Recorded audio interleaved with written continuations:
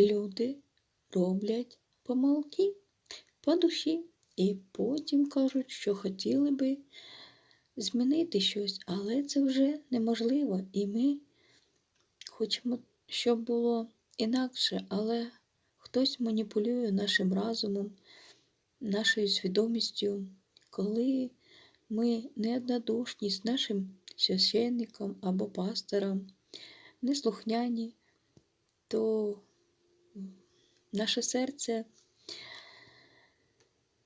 не має Христа. Нам потрібно очистити своє серце і разум і наповнити його Словом Божим. Бог дає нам шанс, з ким ми.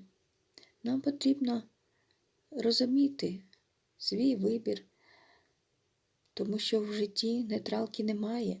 Є або Бог, або сатана. Бог чекає, а сатана сам приходить.